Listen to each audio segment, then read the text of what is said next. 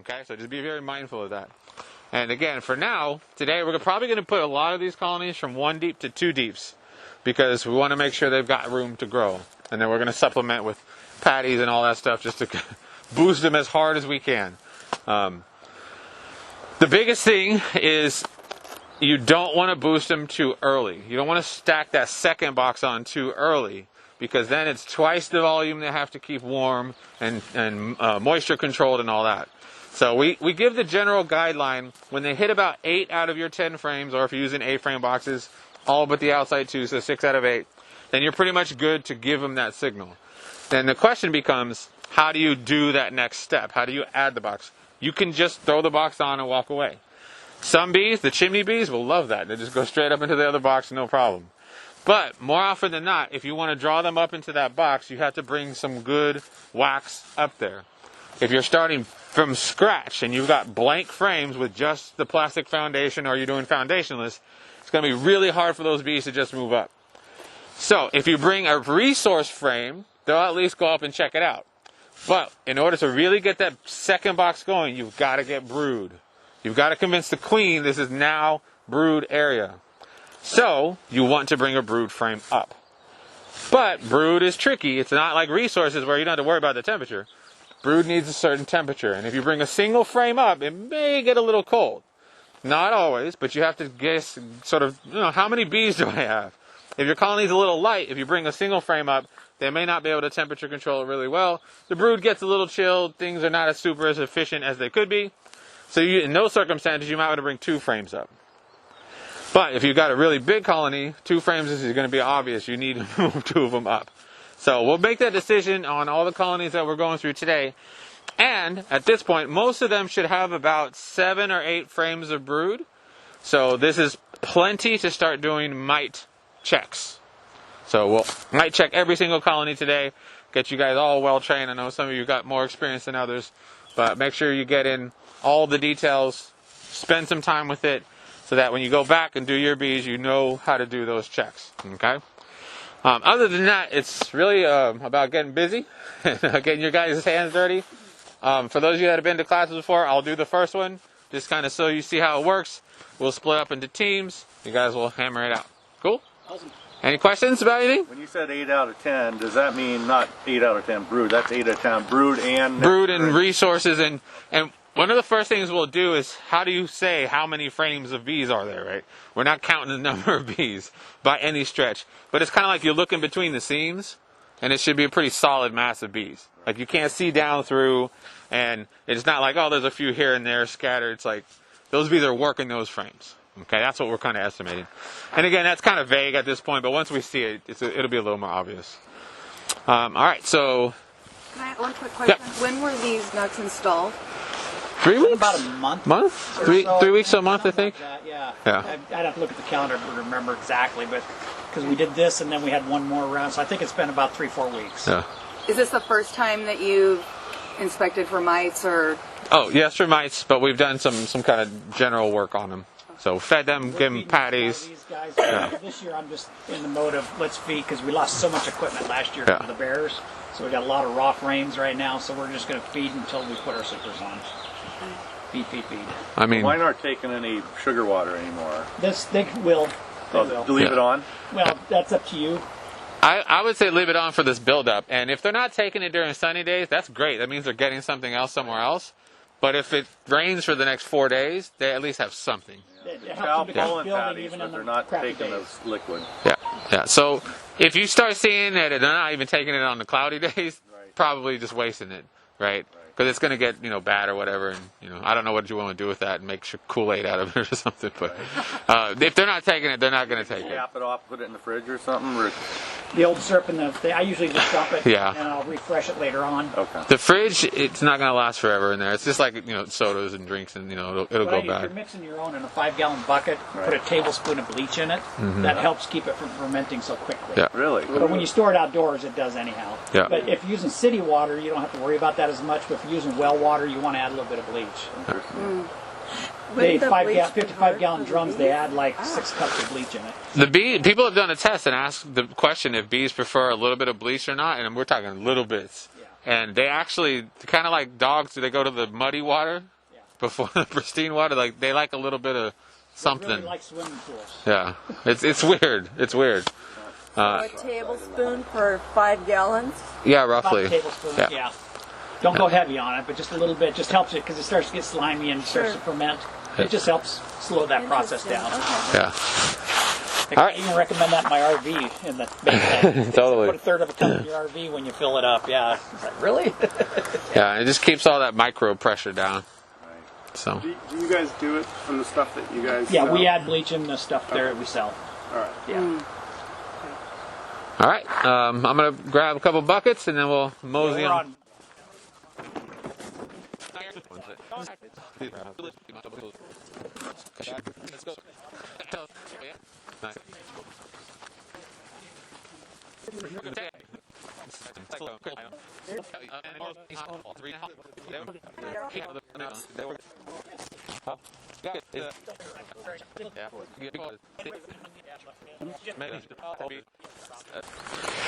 All right, so we got the hives here. As you can see, it's nice and cold. Everybody's tucked up.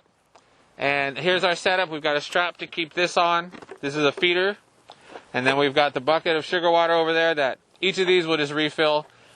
These are strong enough colonies now that a week they'll drink this down pretty quick. When you first install them as nukes, it usually takes longer than a week. So it's a good kind of just supplemental sugar as they start to build up. So pretty simple process. Basic strap, pull it loose, and then I usually drop it behind because if the strap starts playing around in the front, the bees don't like that very much. It's kind of like putting your finger and then they just kind of start defending. And then these have screw caps on the top side, so tighten it as you pull out because there may still be some sugar water. If you loosen it when you pull out, it might just dump out the sugar water. So also, once we fill them up, when you put it back on, put it in and tighten it into position. So we strap them in this position, not this position. Okay?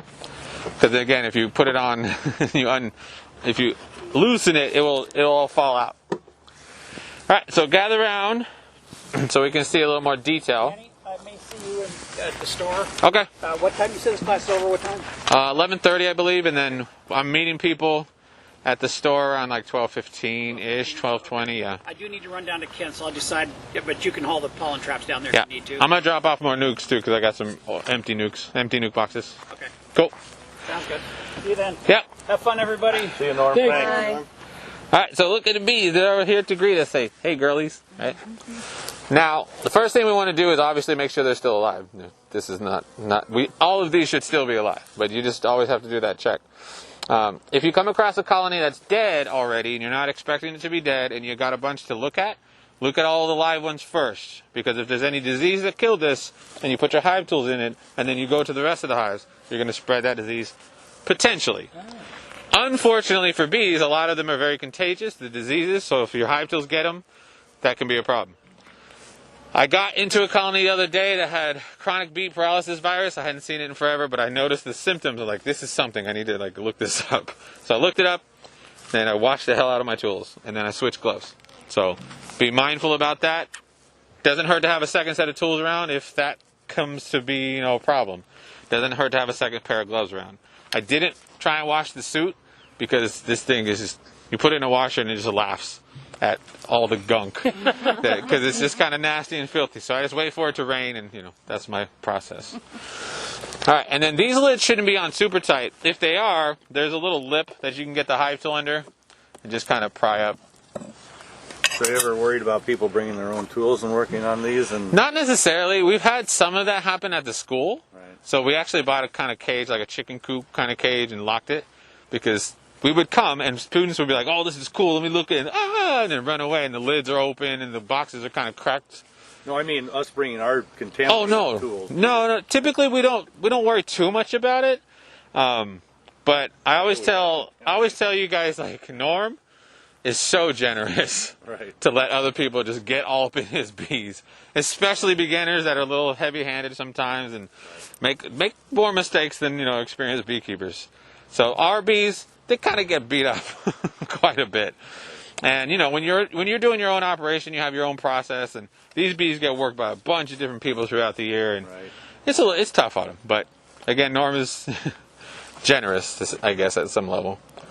And the other thing, just to talk him up a little bit more, is he gives the college to support our program 50% of whatever the classes make. So it's College are you associated with? Green River College in Auburn. All right. So each of these had 2 pollen patties, one in the front and one in the back. And normally we'd put it in the middle, but because we're feeding them through the top, we have to cover the whole. So we put them in the front and the back. So they've got some comb drawn out here across the top. Immediately that tells me what? They're drinking a lot of sugar water. They're drinking the sugar water for sure. Trying to climb up. They're making more space for themselves. And that's like, hey, they want more space. Okay? And it's one of those things where it's like, if the dog is panting, like, they want water. Right? So, like, you give them water. You know, I took a CPR class a long time ago, and some student was just like, I don't get it. Like, when do I do this? And I'm like, if they're not breathing, you breathe for them. Right? If the heart is not pumping, you pump it for them. Like, that's the whole idea of what but they get lost in the details. So this is like a clear, we need more space. Okay? And again, you guys are not trained to be like, you know, your whole life you grew up around bees, and so like, oh, I know how bees talk to me, right? A lot of people grow up around dogs, if the tail's wagging, you know what that means, right? Or if it's between the legs, you know what that means. The bees give us all the same cues, we just don't have the experience growing up generally, okay? Now, it's a beekeeper decision. You can scrape that off or leave it. We're going to leave it just because, they'll be all right. Now, typically... Write that down. Yeah. Okay, good. Well, there's way too many scrapings at some level. And we're not commercial, but we try and be quick a lot of times. Except when we're doing classes. Second? How long have these bees been in this box? 3 or 4 weeks. Okay. Maybe 3.5 weeks. Somewhere in that neighborhood. So the 5-frame nuke has now grown 1, 2, 3 frames out. Now, there's not a lot of bees here, so I wouldn't really count that. This is a 0. This is like 0.1. And this is a seam. 2, 3, 4, 5, 6, 7. 7.5 frames of bees. Now, here's a situation where we can make a decision. Because they've built comb up, we could say that means they must want to go up. And just throw that second box on, pull a frame up, put it in that second box. Okay, we'll have to make some decisions there. But we can also look at these frames and say, you know, they really haven't worked those. So why not rotate these one in, give them a week or 2 to start working on them, and then move it up.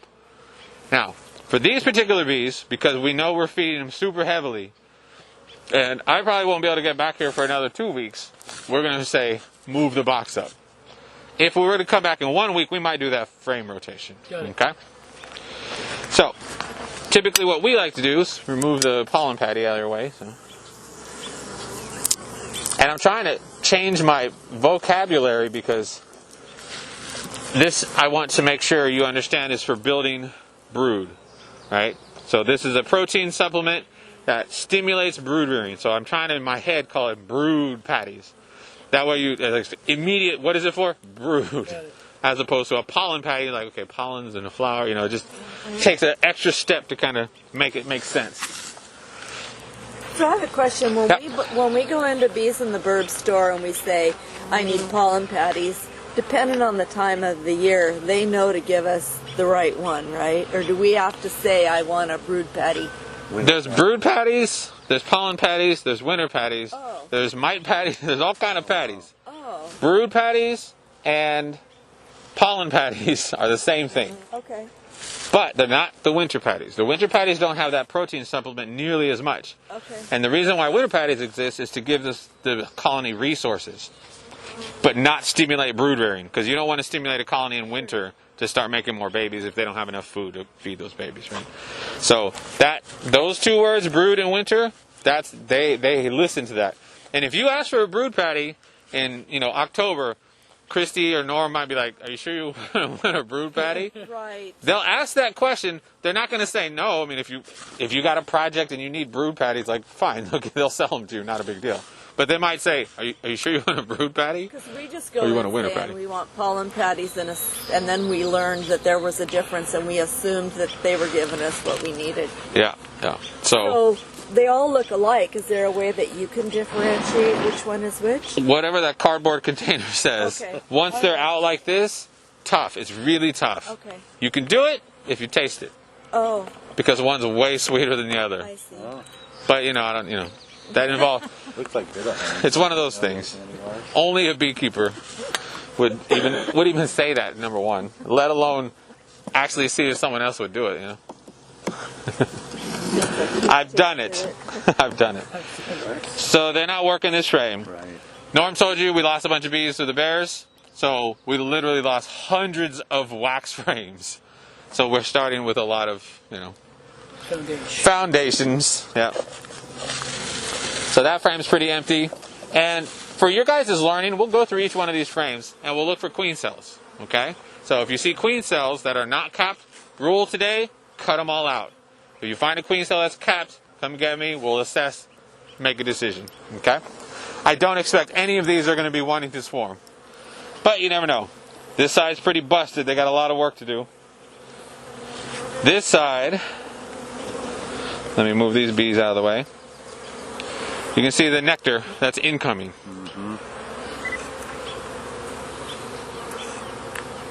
Okay?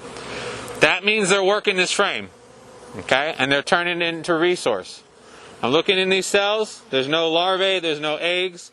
So this is a resource frame, not a brood frame. If we were going to do this rotation, this could go on the outside. But because this is without comb wax, that's going to take a lot of energy to draw out. And at this point, we don't want them to waste that time yet. When the Himalayan blackberry comes, they're going to have more sugar than they need to pull that wax out, okay? And just from the biology point of view, they turn carbohydrates into wax by ingesting it, and then they have the glands that they kind of just secrete out of their abdomen, okay? And the trade-off is enormous, so they don't waste wax. The trade-off is 8-to-1 ratio, and we always say it in poundage. It takes 8 pounds of honey to make 1 pound of wax. Okay, so energetically it's a huge cost, which is why when we lost all those bees and all the comb to the bears, it's just like, we got to rebuild all that. And it's going to take a year and a half probably to kind of get all that comb back. Did they beef up the voltage on the fence down there? Oh, Think how happy that bear is. oh, dude, it had to have been a family of bears, I'm telling you. We beefed the voltage up, and we have a solar charger that keeps it really up. Oh my gosh, I was at it the other day locking up, and it just popped me. And I kind of lost consciousness for like that, eighth of a second. And my boys were sitting there, and I was like, just assessing, like, I got 10 fingers, I got 10 toes, like, all my joints work. But a bear's thick fur, they're probably like, oh, ow, ow, ow. So, we'll see. I tell Norm, that's our Super Bowl. Bears got victory number 1. We're going back at it this year. Because they're coming back. There's no way they're not coming back. They're no fools. Alright, so now we got brood. Let me... Ooh, yeah. That pattern is great. You can see the continuity, especially through here. These are probably emerging a little bit. Nectar, brood. Don't see a ton of pollen yet, which is fine.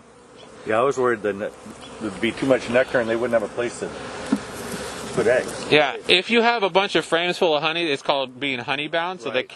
they can't evacuate the honey. They don't want to evacuate the honey. Yeah. So then the brood nest stays really small. And so that's a circumstance where you could get some older frames or something that are empty but have some wax on them and throw them in between your honey frames and whatever brood you have. You don't want to stick it right in the middle unless you have a huge colony. Right. So if you put a blank frame in the middle of the brood, we call that splitting the brood nest. And so often, if it's a small colony, they'll say, why are there 2 brood nests? And they'll just choose one and let the other one kind of hatch out. And that shrinks the brood nest tremendously. If you got a gangbuster colony, they just like, mix it all up, draw out that comb, and just put it down super fast. And when I say you have a big colony, like you're having problems with swarming because this thing is just massive. Do you consider this a big colony? This is not, no. It would be massive if they had all this frame and you couldn't really see the top bars. Oh. Anyone ever been in a colony like that where you open it and it's just like, you don't see any wood, Yeah, once. They're crazy amazing. More good brood. I don't see any queen cups. We got a good drone cell down here. Nice dome cap. Right. Yeah. Yeah, I noticed too that certain sections of the hive had see more eggs. drones mixed in with the bees than other parts. Yeah. There's a queen cup on the bottom. That's So a queen cup, yeah. yeah. So there's your drone cell if you want to take a quick picture. The queen cap's worth looking at. Kimber's our photographer for the day. You have these on here too. These are Italians. We don't know what these are. Oh. And at this point in the United States, the color patterns, everything's such a mutt. So these both queen cups, that Yep. one, and there's one over here. Yep. So this downward facing cell with this little opening, that's a queen cup. And they build these regardless of whether they want to swarm or not. But when they swarm, they have to have one of these built in order to put a queen in it. So this is always a start. Even if they're not thinking about the swarm, this is something you should be checking, okay? Typically in this circumstance, this is just beginning. It's kind of like a partial sphere facing downward where the opening is. Once the egg gets laid in there and they start drawing it out, it will start to elongate and look kind of like a peanut. So this is nowhere near peanut status yet, okay? It's like little pea pod status or something. So what I do is I just pull back the wax and check. See if there's an egg in there. See if there's an egg, and there's not. Cool. And sometimes you see a little baby swarming, swimming in royal jelly, and there's not. Now, if I don't squish these like this, they can rebuild that really fast. If I squish it, they have to start completely from scratch. How long does it take from egg to adult for a queen? 16 days. Okay? So, that means that queen cup has already been built. The egg is laid 16 days later. If they don't have any queen cups, it's going to take them a day or two to build the queen cup. So now you've extended your duration from 16 days, if we left them, to 18 days. Okay, so it's just a little bit that you can do to keep that swarm pressure down. And they can't swarm without that, right? Or They will not want to swarm without a queen. The exception is if they've capped a queen cell, they're basically like, all right, she's sealed, signed, she'll be delivered soon, we're going, and they'll leave before she hatches. with the other queen. With the old queen. Right. Yeah. But if you wipe them all out, they don't check. No. So this is why we say, don't cut out closed queen cells I see. unless you know for sure that queen is not going to leave. Okay? And as a beginning beekeeper, first, second, third year, that's a dicey decision. Okay? So are you saying leave it? So are you saying leave it? If you, like, let's The say- other option is to leave it. That guy Hey, Bella. does too. The other option is to leave it or split it or something. Got it. Okay? Because if you leave it and you leave the old queen, she's going to fly away, right? So you want to split her out. Or they have these little isolators. You can isolate her so she can't leave. Okay, so there's lots of options. So if you choose to split, then you want to take the queen and some of the other bees into another place, right? Because if you pulled the queen cell and put it somewhere else, they would still have this, oops, we thought we had a queen cell. But- Correct. Okay. So once that is happening, the signal kind of goes through the colony. In 2 or 3 days, we're gone. So let's play the math game a little bit. 16 days from egg to leaving, or to the adult.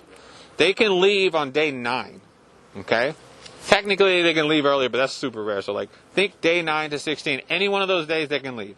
They want to leave before the new queen hatches, though. Doesn't always work that way, because sometimes you'll see a couple queens in a colony, 3 queens hanging out. Things get weird, but we're trying to stick to the sort of more fundamentals. If you cut out an 8-day queen cell, you're probably safe. It's capped. If you cut out a 9-day, you're kind of maybe not going to have a queen at all. Because if you cut it out and she swarms, no queens are left in the colony. You just made a queenless colony, right? Once you get into day 10, 11, 12, like, there's nothing you can do at this point. Split it. She's gone. Split it, Yeah. right? Or isolate her, okay? And it's crazy because the swarm will actually come out. Even if you isolate, and they'll be like, wait a sec, where'd the queen at? And then come back in. And so it is stressful on the colony. So understand this whole process. Just imagine, it's like, I got my kids, they're going off to college. Packing up. You either have a scholarship or don't, it's stressful.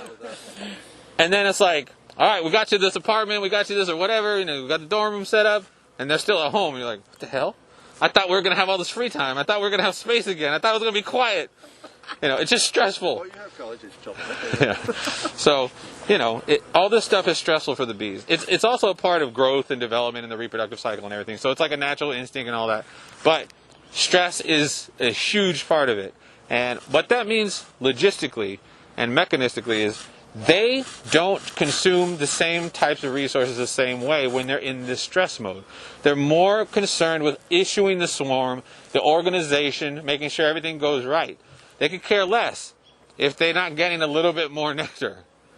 That's their goal at that point. It's it's an instinct for reproduction. That's so important, right? I mean, this is the kind of thing that leads little bunnies to go into the grasslands wide open to the predators for mating purposes. Like they throw caution to the wind. This is the most important thing. And if they're constantly in that pressure, their resources that are going to be coming in are going to be low.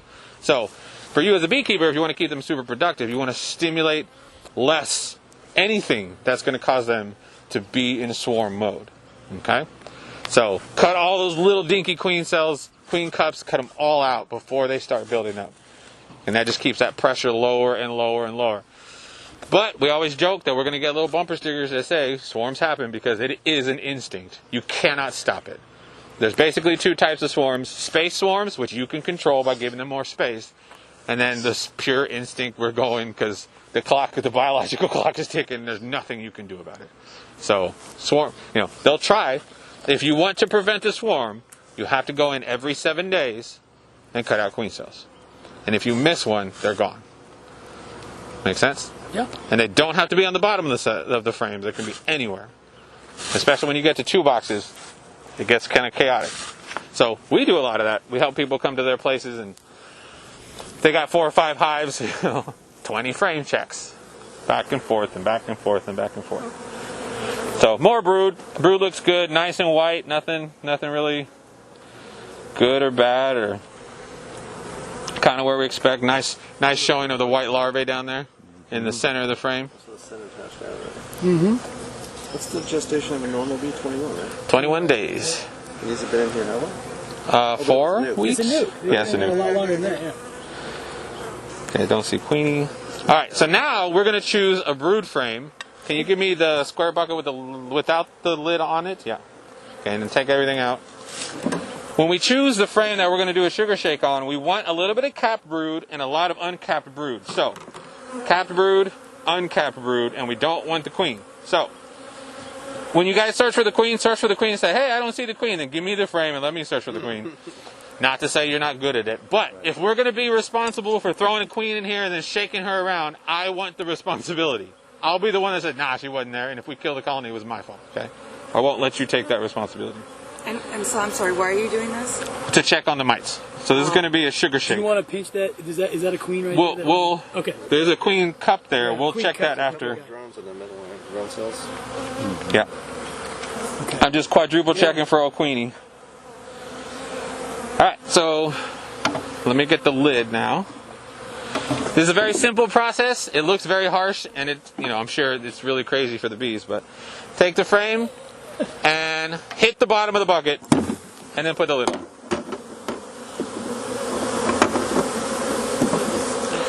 And now you can see everything. Right? So queen cup, nothing in it. Good. Squish it down. These downward facing cells, if you're like, I don't know if that's a queen cell, squish it. Oh, sorry, bee. Squish the bee too. Sorry, bee. It happens. There's lots of them. Now, since we got the lid on this, we can let that sit, do the rest of the colony here, because we don't want to keep this open longer than we have to. And again, Norm's generous. I would never leave the colony open this long if I was doing my own bees. But for the education, at this temperature, yeah, with a little bit of breeze. But for the education, we want you guys to get that knowledge, right? So we're going through.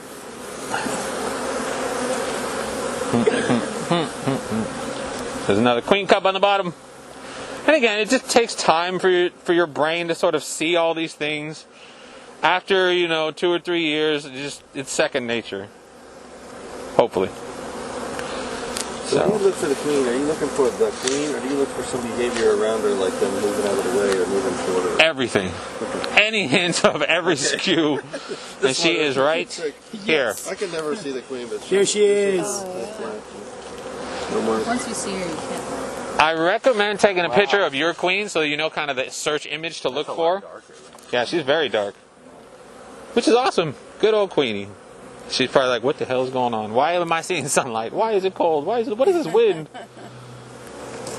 You know, they live a very sheltered life because they control everything inside. And it's like optimized for the brood. I don't know if it feels good for them, but I make the assumption. It's like being in a hot tub all day long, you know, without dehydrating, you know. It just has to feel good.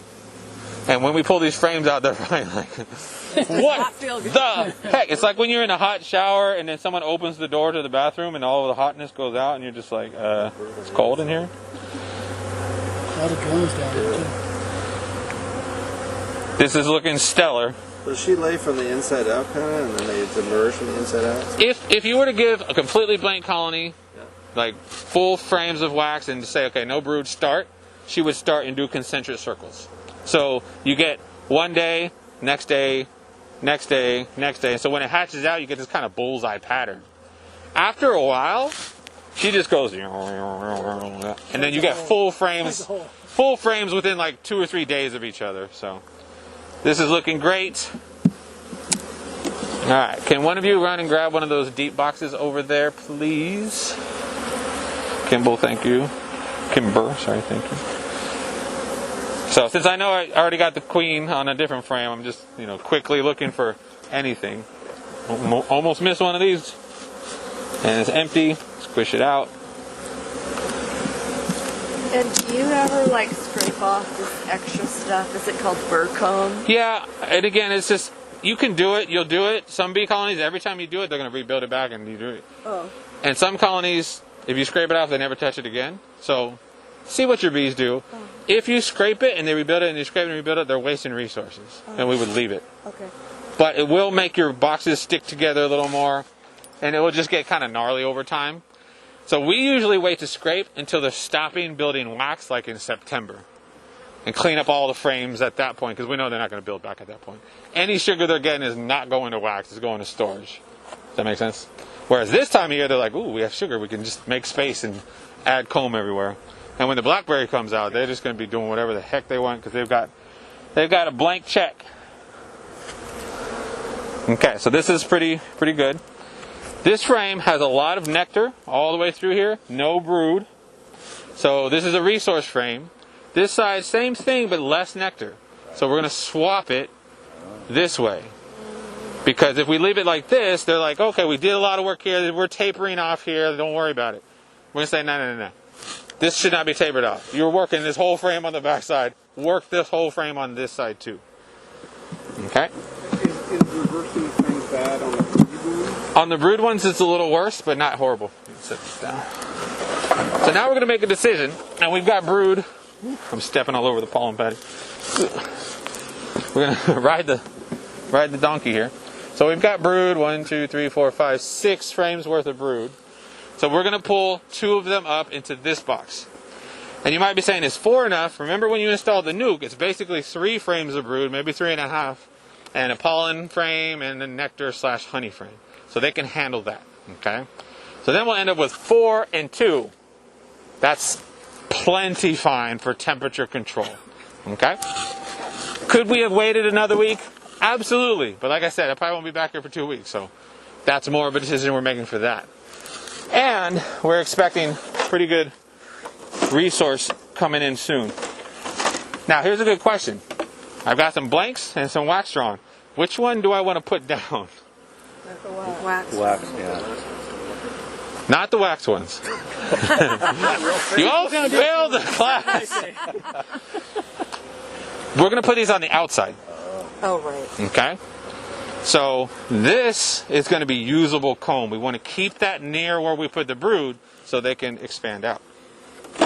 So blank frame on this side, blank frame on this side, just to have it ready. And then give myself 2 frames space in the middle. Wax on either side of the 2 frames I'm bringing up. And we know Queenie's on one of these 2 frames. I already forgot. If you can bring the queen upstairs, gold. Gold, gold, gold. Because then everyone's like, ah, Queenie. She went upstairs, and everyone's like, we're moving upstairs. So I'm just dropping that straight in. Dropping that straight in. And then we are squishing these frames in. Like so. Bloop, bloop. And this one's a little extra. Can you grab me a pollen patty out of that? Always tighten up your frames. One of the magic qualities of the Langstroth hive is the spacing between frames. So give them that spacing. Keep the wax on. Oh, we're doing sideways because we got the hole. Oh wait, we're on 2 boxes now. We can do that. Because the brood is more in the center now, we want this touching brood frames the entire time. If we do it this way, it's like, hey, they're not going to take it from here, and they're not going to take it from here. So this will give them more resource per unit time. That's a brood patty. That's a brood patty. Nope, leave it on. If you take it off, it'll absorb a lot of moisture and turn into mush, and they don't like that. Then we typically smash this into the brood frame, the brood patty a little bit. Tighten these girlies up. On those drawn frames, how many years can you use those, or do you look for something that tells you they're bad? We typically rotate out every 5 years. Probably better if you do it every 3 or 4, but do some rotations at some point, and you'll get a cue when the frames just start breaking. Oh. You know, just start pulling them out. I see. Some people will put the year on the frame itself, just write them in as they get them new. That way you kind of have a sense of that. If the frame hasn't really been used, it's been an outside frame and it's just been resource, you can probably use it for 10 years. I see. Brood frames, because of the accumulation of brood diseases and pesticides, you know, swap it out. 5 years, I would say, is your kind of mark. Okay.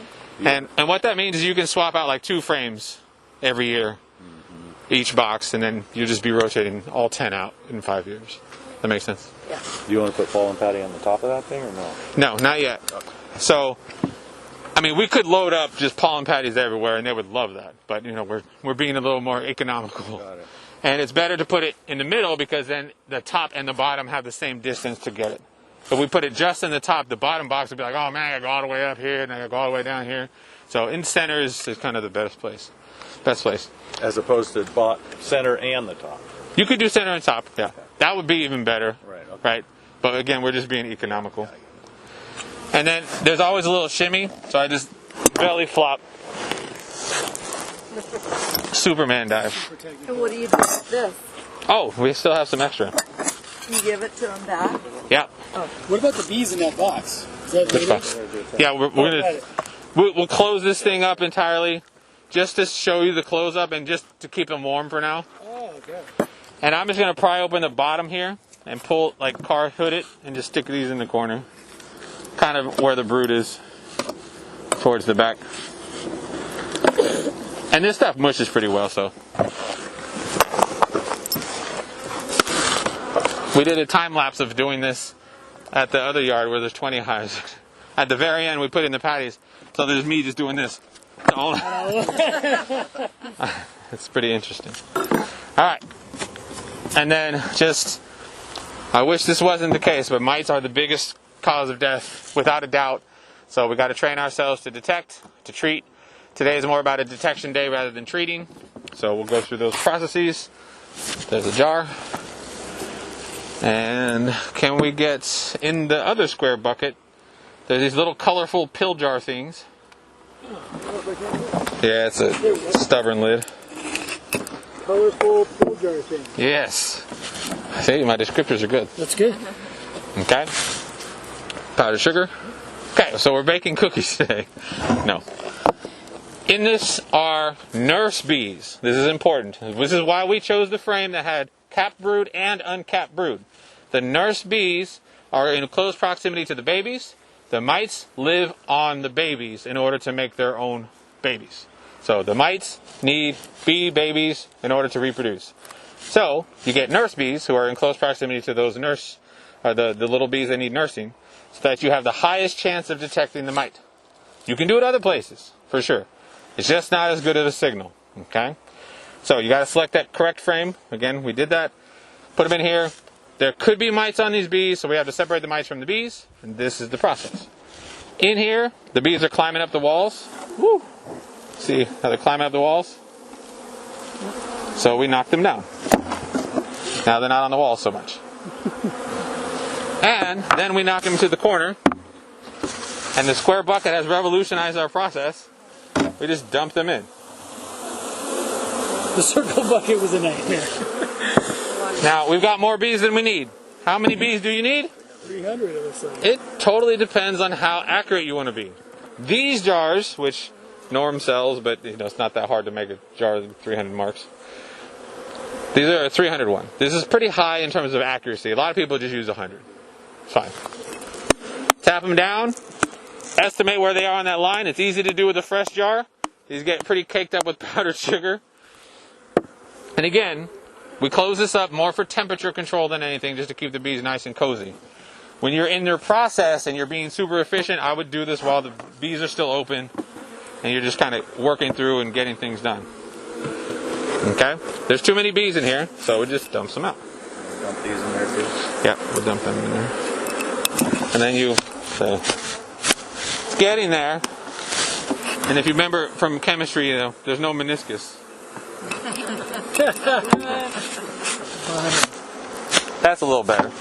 I usually bias high rather than low on that line, because that will let us know if we're having problems or not faster. That line, did you say it was 100 bees? This is 300 bees. 300 bees. And the way they sell the jars is marked pretty clear. After a while, after about 100 of these, this thing rubs off. So get a Sharpie, draw another line, and draw another line, and draw until the jar breaks.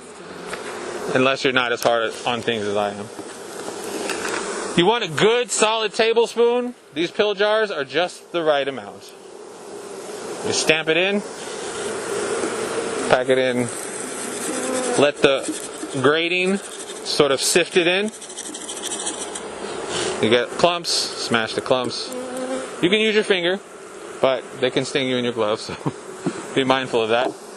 And we will end up with a series of ghost bees. You can see this bee is just, this is a tribute to the old Miami days.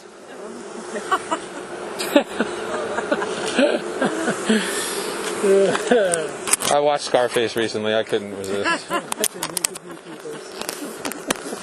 Well, the cops are like, oh, it's powdered sugar? Cool. People have smuggled drugs inside of bee colonies. It's definitely a thing. That's good.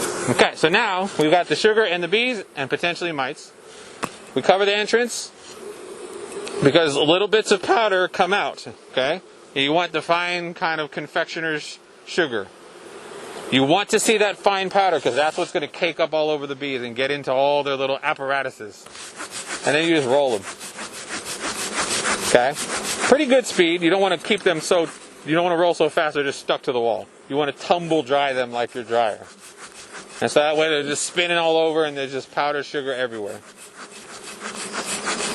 You can Scarface reference that all you want. And you do this for 30 seconds. The timing is variable, but we usually do 30. And they don't like this. It really pisses them off because it gets into their breathing, right? And so they can't and they're breathing powdered sugar. I'm sure if you've ever been to, New Orleans and had a beignet at Cafe Du Monde, you breathe in the powdered sugar, you're like dying. They're kind of dying in here. But not really dying, they just think they're dying, It's an emotional response. And then they get to eat it out, yeah. Then you let them sit for 30 seconds. Now, was that exactly 30 seconds? I don't know. Probably. You can be more scientific if you want. The sitting part is important too because they're literally just fanning as hard as they can to get this stuff all off. And the agitation helps the mites fall off. When the mites fall off, they have a hard time getting back on. So now you're getting bees and mites kind of super coated in powdered sugar and separate is the most important thing.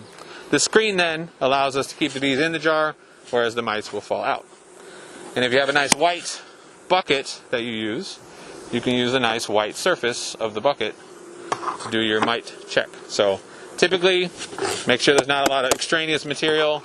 Any dots you might want to just quickly clean off so you're not getting confused.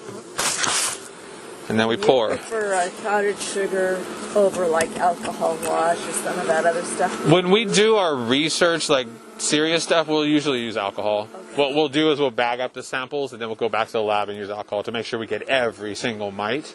And that's like, we rarely do that, but if you want the best count, alcohol is probably second best. Ether is actually better, but then you got to worry about ether and disposal and flammability. Like, it gets really ridiculous. And it's illegal to carry so much ether or whatever. So alcohol is the next best thing, and basically you just pour it in there and then you sort those stuff out. Ether is good because you spray it in, and when you roll, the mites stick to the wall, and you get the count as you roll. So, and then with alcohol, you end up with this gallons of alcohol to worry about. So the signal with the powdered sugar shake is not as good, but I'll be very clear. It is good enough. Okay? And then they eat the food, and you have no waste. So and it's not toxic, and you can have 20 pounds of this in your... Starting fluid, is that ether? Yeah, and then engine cleaning fluid more than the starting Like fluid. kerosene? No. No, ether is another. Yeah, it's a whole other ballgame. All right, and so then you dump for 30 seconds. And the way I always describe the dumping is you're at the pizza parlor, and they got those little Parmesan shakers, and it never comes out fast enough, so you're like...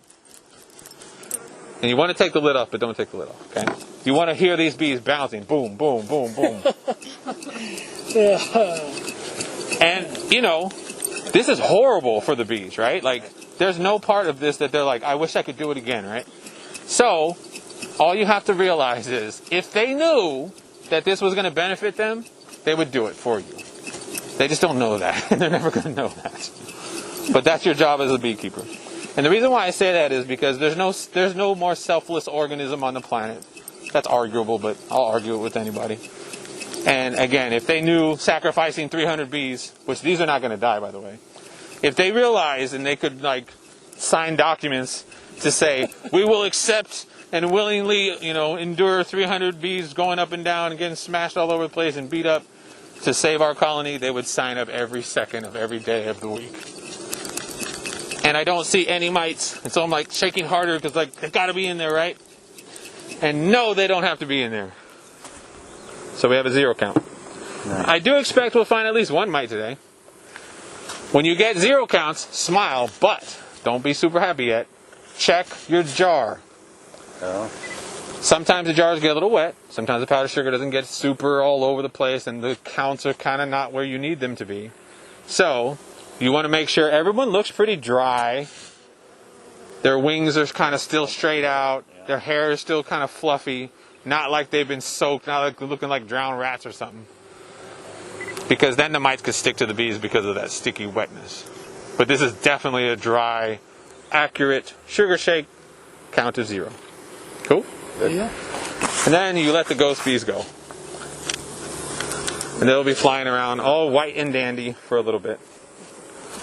And sometimes they get stuck in here, you gotta pull them out. So, excuse me. That guy, yeah. And yes, we have rolled a queen before, and she was our little snow queen. And we felt really bad. She did really good, but, she did really great that year, to be honest. So strict logic would say, should be rolling my queens, you know what I'm saying? But I'm not down with that. Does that powdered sugar kind of act like the food stores? Yeah, absolutely.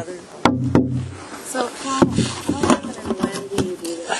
So we do this sometimes once a week, but I would recommend beekeepers once a month. If you got 2 hives, once a month is fine. It's not going to tax you with like 20 hours worth of work or something. And again, it's the biggest problem for bees. So when you're doing it, understand what you're doing while you're checking is like the biggest, most important thing you can do to contribute to the success. And again, it does take a little bit of extra time, but it is absolutely worth it. If you had to absolutely limit, when you did this, 3 times is what I'm recommending now. Once kind of end of July, getting into August, maybe mid-August is the best time. That's the period where the mite counts start really going crazy. The mites go into their super reproduction. So that's sort of midsummer. And then there's before they hit winter and start getting into clusters, so end of September, early October, right at the beginning, to know what your cluster bees in the wintertime are going to have in terms of their mite load. Because if it's still high, you need to do something about it. And then coming out of winter, early in spring, before this when they're starting to build up. So you know kind of what you're working with at the beginning of the year. So those are the three. If you kind of had a super limited, if you really could only do it once a year, August. Because their numbers go through the roof in September.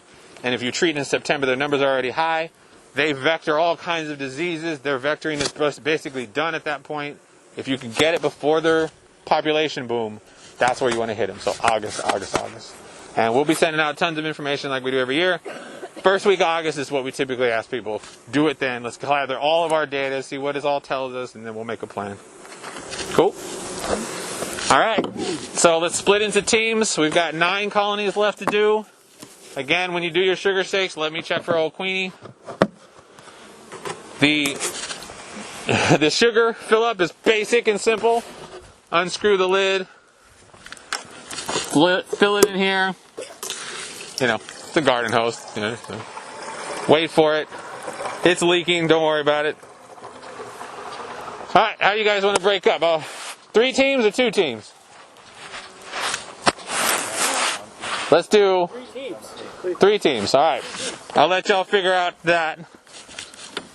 So if there was a bunch of mites in August, what treatment do you do? I mean, would you Typically in August we do the formic acid treatments. Okay, so gas them. No, formic acid is, well, you can gas it, but not many people use formic acid gas. So the formic acid that we typically use are the patties. Okay, got it. And the reason why is because the formic acid formulation, Formic acid, right.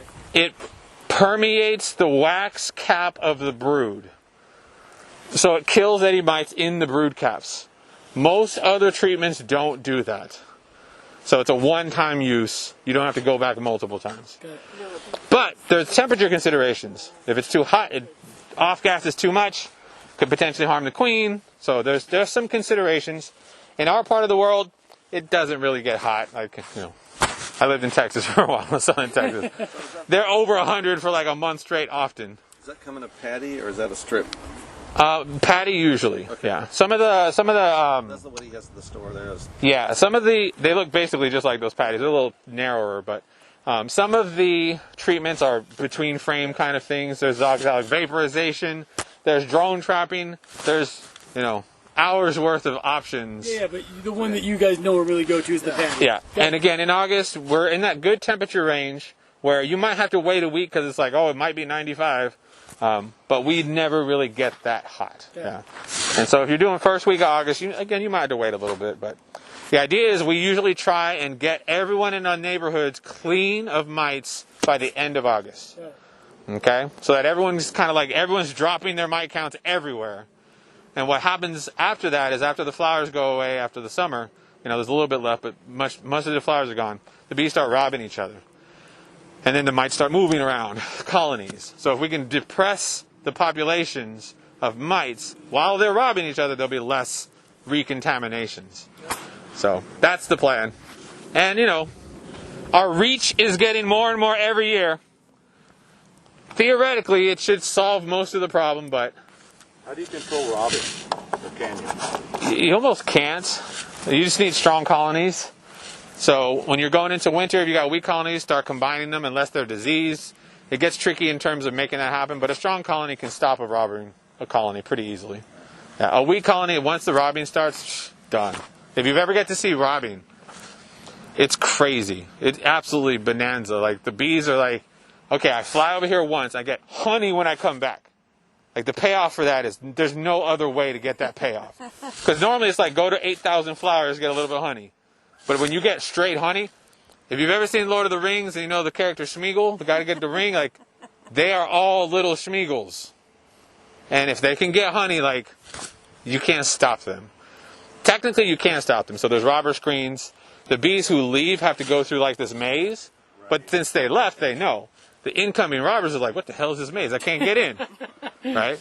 So you can totally slow it down. Different pieces of wood on it. Different pieces of wood. People just get like a window screen and just ball it up, and you know, there's all kinds of tactics, but it's doable. Okay. And no need to worry about giant Asian hornet. It's way north. There's no threat at all in any way, shape, or form. So when for the us. bee goes in and gets honey, it goes back and tells the other hive, hey, there's a bunch of honey over here. And then thousands of bees. So it'll look like kind of a mini swarm type. Yeah, it will look like you've got 10 colonies in one. And if you're not there, and you're vacationing in middle August or September or something, they'll drain a colony in a day. Right? I mean, it's impressive. We used to feed sugar water to bees, and they would go through a whole gallon in a day. And that's trash sugar water. If it's honey, like, and you can, it's impressive. Your hives can rob from your other hive. It doesn't have to come from Correct. the Yeah. neighbors. If you got two hives, they can go going back and forth, and that's a little better because you at least know who's robbing. But they're just wasting energy. Nothing's coming in from the outside. So the total, your apiary is decreasing in energy over time. Does that make sense? All right. So, do you guys want to be a group? You three ladies want to be a group, and then you two want to be a group? Sure. Work? All right, choose the colony. Get to it. If you need hive tools, I got my two here. You got hive tools? Or you need hive tools? I have. You have hive tools? Okay. My name's Bella. I know. I was just talking You about guys have hive tools? Yeah. Hive tools? I got some. Okay. I'm just going to take pictures of people. That works. Do what you got to do. And I'm going to come around with a patty for everybody. Because I'm St. Patty. And I apologize if my humor offends you. You can slap me. You don't have enough room on. That's right. Make Bella do work. She don't know do work. So right off the bat, looks pretty busy. Okay, we're not going to add them another patty. They still have plenty. Yeah, they got plenty, right? So I call that full. About the same as yours. How's it going, Sydney? Whatever you want. You're You know, taking care of business. I'm working on my puns these days. Someone gave me a really good pun. When you're talking to a vegetarian, you say, hey, I've never seen her before. Oh, that only works if they're female or identify as female. Okay. So I have mites in my hive. Can you use the frames, or do you need new? Because I know with some things you have to, completely. You can reuse, yeah, because over the winter they'll all die. Okay. Well, mostly all die. You'll be low, but they don't contaminate the frame in any way. Think of them more as a pest, not a disease, you know what I mean? Sure, yeah. And as far as I know, the diseases they vector don't sequester anywhere in the wax or anything. They need the body of the mite or the bee to push it. Yeah. So the frames are fine. Okay, cool. Foul broods, that's another story. Yeah. Ooh, yeah. Hey. This comb with a bunch of nectar in it. Pollen. The bees are That's going. pollen, right? Oh, the white? What's the white there? The white is actually old chalk brood that they'll pull out. Yeah. So isn't that a disease? It's a fungus, yeah. And there's no cure for it, and it's a very small disease. Strong colonies walk right through it. It's no big deal. If you see a lot of it, what do you do? But occasionally, if you see a lot of it, the genetics, for whatever reason, is what we're always told, that colony just doesn't have that oomph to get past it.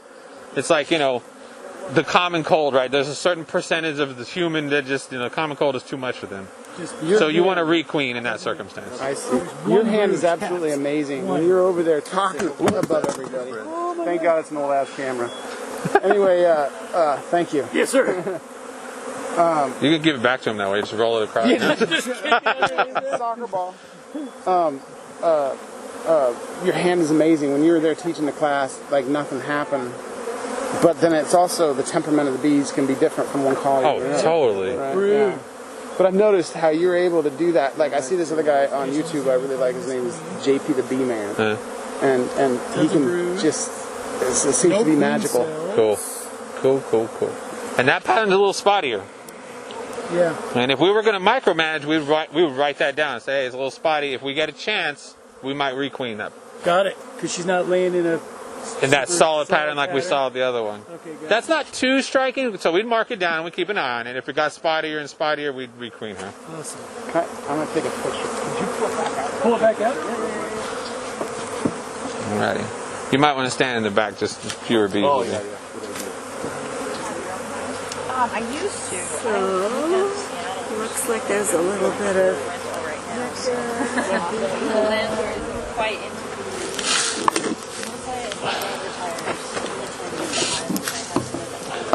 I want to look for eggs. I'm putting sugar buckets in the middle here. Sugar shake buckets. I used to work with bees. Had a couple different hives. Oh, perfect. Okay. Good? Yep. Thank you.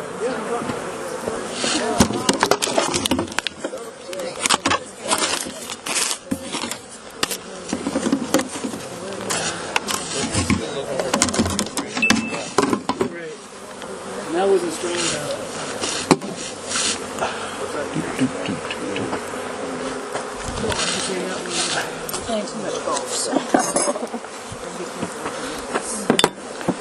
And if you want, I can get a picture of you today, since we didn't get the other ones. Cool. This is a nice brood frame. It's Queen Cup, Queen Cup. That's pretty spotty brood too. How's it going? How's it going? Good. Oh, yeah, that one. See that one? Yeah. Yeah, they pretty much ate all their pollen. Oh no, there's some pollen fingers there. We just picked some off. Got it. Yeah, I'm looking at that guy too. Right? I don't think that's what the birds are saying.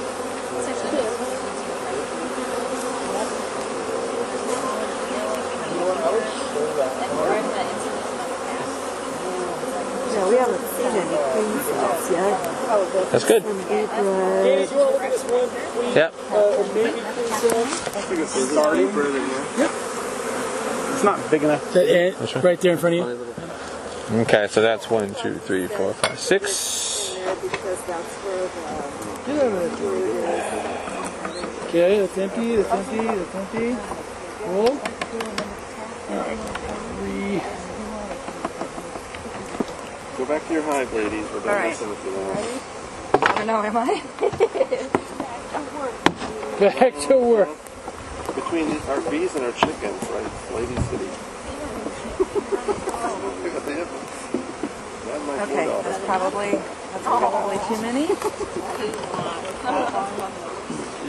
Yeah, there's too many. Seems like this cat might be clogged. Do you have can't get anything to come out of this. Yeah, you might have to just prick the holes a little bit. I don't have a needle. Yeah, we're here to graduate, right? The whole. Shake it really hard. Yeah, it's Oh, there we go. Scrape it from the inside. Yeah. and just last. Alrighty. Too small to make a second box? Oh.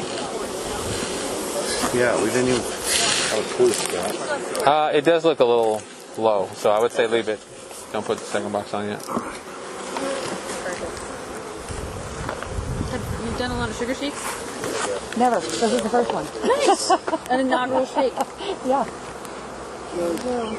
How many have you done, Bella? I don't count anymore.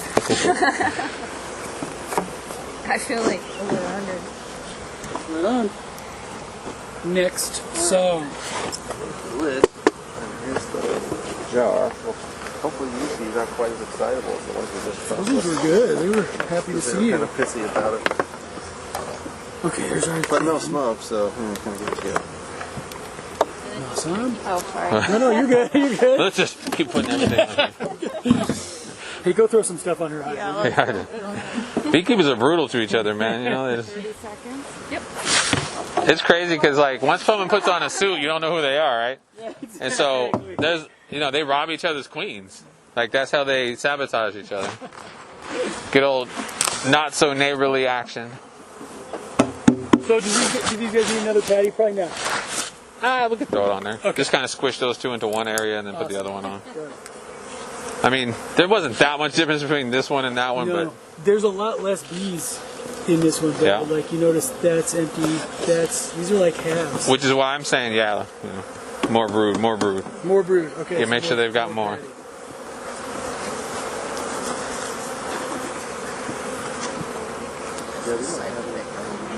Yeah, you need to swing by this place and smoke some. You can also do like printer paper and draw a grid on it, or like get a piece of land and do the same thing, and then that'll help you out. Just I kind of thought visualize that. it. I always do this. I just in my head is thinking that Right. These bees look pretty stocked. Do we want to check? It seemed like a strong hive. He but looked. He looked. Oh. Yeah, no. I would leave it another week. Right after he said the worst thing you Did do we is get after this you on said, "No, tight I can enough? work." Yeah, that's fine. Okay. Hey, Danny, how fast can a bee fly? 32 miles an hour, I think is what I 32? read. Yeah. When they're booking, yeah. That's fast. Also, I'm assuming that the queen leaves the hive to mate so that she is mating with other drones outside of her. Yeah, her own drones, yeah, for sure. Gotcha. Absolutely. Okay. And what's really cool is, let's say this is the hive. When she flies out, the drones fly out to mate too, but they fly different distances so they don't intermingle. Oh, interesting. And I can't remember, I think the queen flies farther than the drones. I can't remember that part. Right. But that's the preventing the overlap. Go ahead and start with the next one, just so you're... Start on the next hive. Why do the drones have more, like a predisposition to mites? The brood cycle is longer, so the mites get more reproduction in the cap. You want me to turn that or just... Turn it. Yes. Good. Get them to work that other side. Is there a mite on this Look at that big one. This colony's pretty stuffed compared to the other one. Oh, yeah. Drone. Oh, that's a drone. Because it's so big. Yeah. And since the thing split, the wax kind of split open and then it curled. There's a big drone. The little drone baby's doing sit-ups. Okay. Better have a brood situation. Not much. I don't see any eggs either. Is there a queen in this one? So far, no brood. Is it? Yeah. A lot of propolis in this one. This is honey too. No eggs. Uh-oh. Well, good thing we got some queens at the store. Do you have some queens? Yeah, I'll take care of this later. I'll mark it down. So we don't sugar shake if So what there's do we no want to brood. do with this thing at all? Yeah. Leave it as is. Put some patties in. Okay, put some patties. But check all of them just in case. You want me to check that? Or you know? Got it. Sorry. This one's salvaged by the bees. See, that's all glued back. Oh, I think there's got some mites in this one. But I'm working on that with that guy. Like, I see one. he doesn't like it. Right. He's like, I don't want to do it. Right. Well, they're really not. Right, They're right in there. just sitting there watching them. They don't Oh, yeah. care. Okay. We got a mite. If you guys want to see. yes, we do want to see that. So just one? Is it just one? That's all I see. Yeah, let me take a picture just so we can see it a little better because that's going to be hard to see.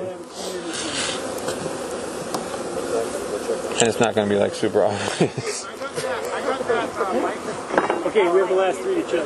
I think we're good for now because I don't think we need microscopic pictures. We need to see it kind of for our space. Where's the mite? Okay, right in the middle there. You can see the legs moving more than anything. And it's kind of caked up in powdered sugar, but that's what you're going to need to learn how to see. Are we talking about this little thing right here? Yeah, right there. Yep, right there. Oh, I do It's like see a little it. brown dot. Its legs Yeah. are moving. The size and shape of that oval are what you want to key in on. So this was this colony? Yeah. Okay, so that's number 9. We got to change the numbers. So it looks like a little brown dot by the time it gets a little powdered sugar on it. At least through my old screwed up eyes. I should have brought my reading glasses. Okay, I got it. Are they red or brown? Kind of maroonish, brown, yeah. Okay. Little red tinge. Yeah, dump it over there. Yeah, if you were a bee, it would be like this big.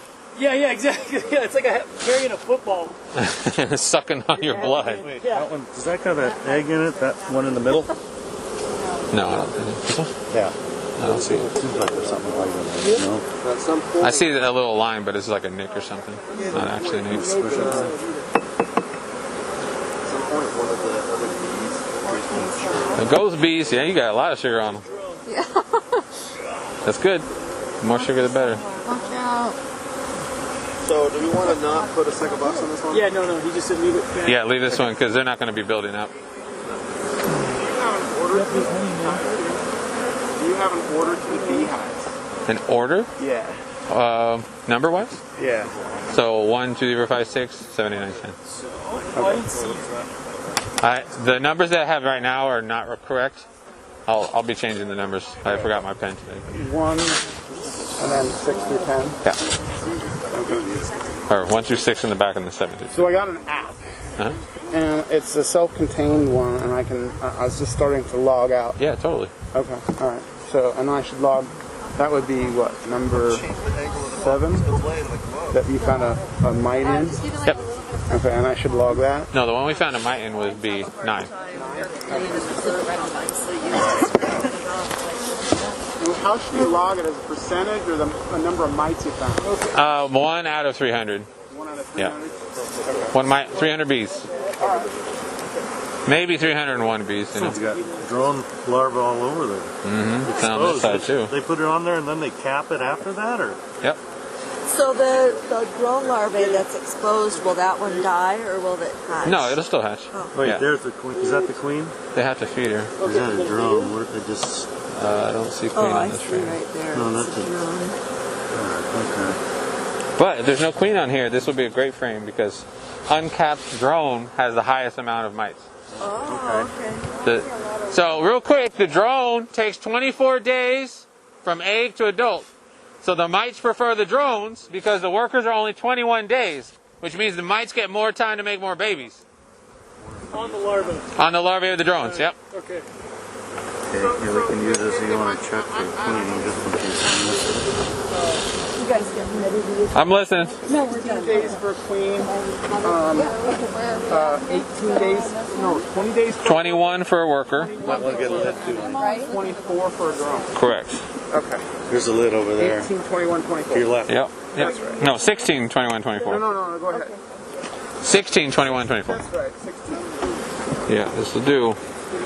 Looking good. That's from the larval. I'll let you do it. No, from egg to adult. Egg to adult, yeah. Sorry. Now, the queens, they start as queens, right? They all start as The drone starts as a haploid, and it stays drone. It can't change. The worker and the queen start at the same egg state, and they can be changed to either the worker or the queen. But that's during the larval stage? Correct. Okay, that's okay. So queen workers start out the same larva, same egg. Yeah. At the larval stage, they're fed the royal jelly to turn it into a queen. They're always fed royal jelly. Always. Workers are fed royal jelly for a little bit, and then they switch to brood food. At what point, do you know? I think it's like day 5 or 6. So is a hormone in the royal jelly that causes the transformation to No, it's the other way around. The special thing is the worker.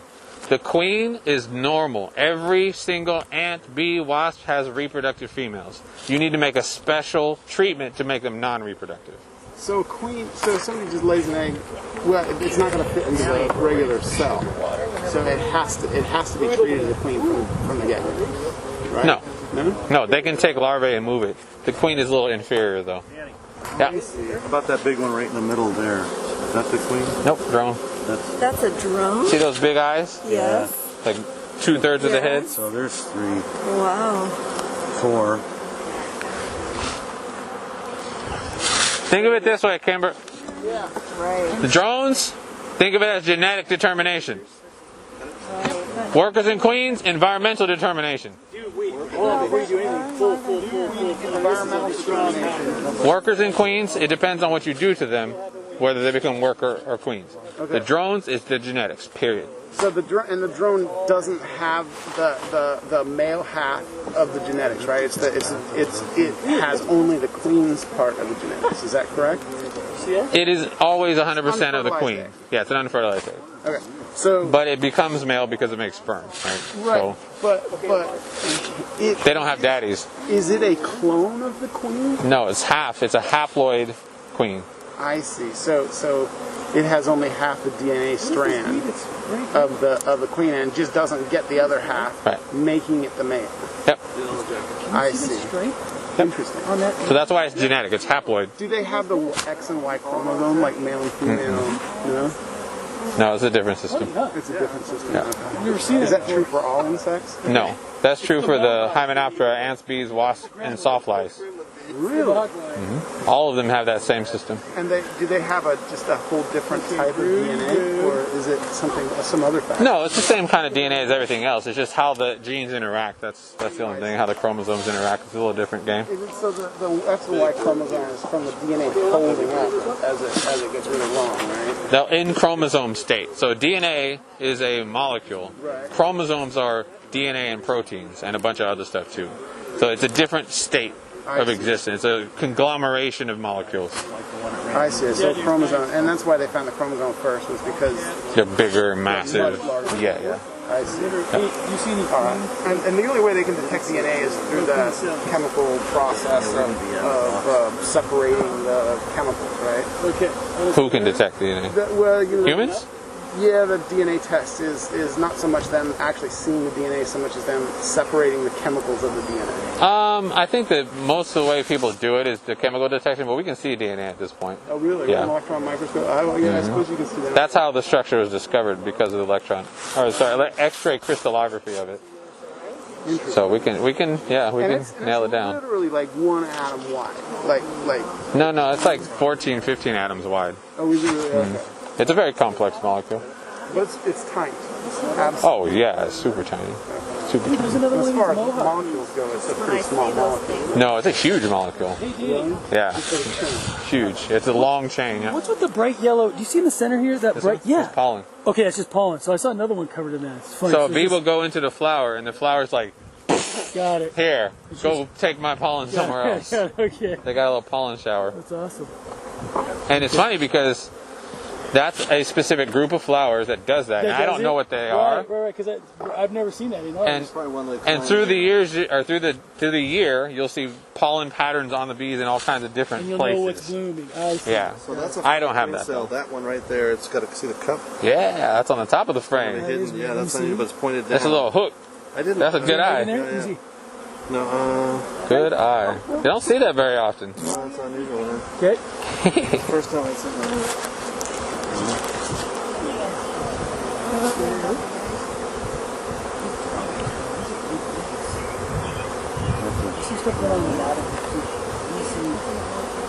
Look at that's one too. Another one at the top.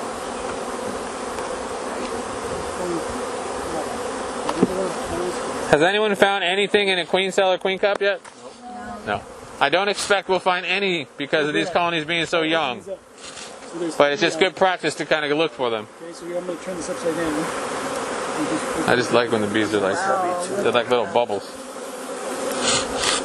So this one was on the very edge. Yeah, this is a was strong on the line. other edge. Hey Danny, there was an egg in this one. Woo!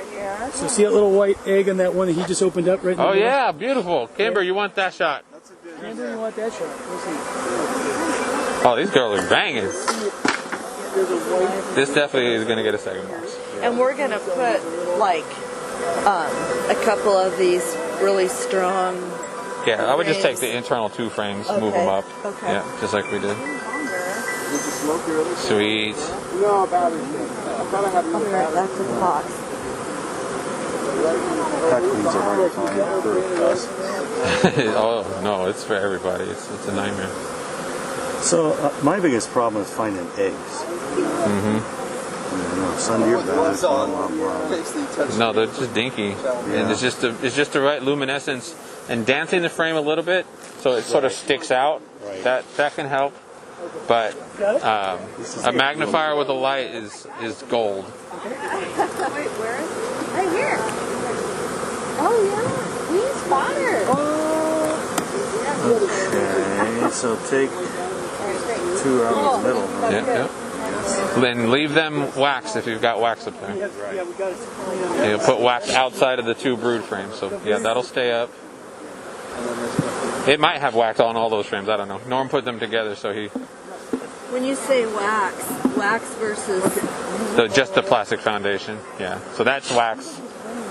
this has foundation. This has wax because this you push it's waxy, right? Yes. They built that out. But this is down to the plastic, so it isn't built out. They haven't built wax out. Okay. That makes sense? Yeah. So this one will stay. The other one you pulled out, or was there another one you pulled out? Oh yeah, this one here. Yeah. So those two stay up there. You want to put your brood and these two on the side of each of those broods. Okay. So you have two in the middle of those, and then the blank ones will come down. So the brood's going in, one of those on each side of it, Yep. correct? Awesome.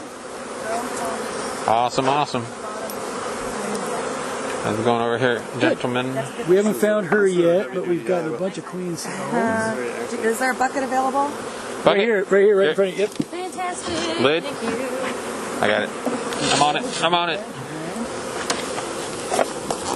Oh, it's weird, they can get through the side of this one. Standing. You're welcome. Okay, egg. When they ask you to log the queen cells, Okay, queen cell here, Brad. Fantastic. If they're saying cells, it usually has a larvae and it's getting drawn out. If they're saying queen cups, it's the little dinky things. But we're not always perfect when we use those terms. right. Nothing. Just the frame the queen is on.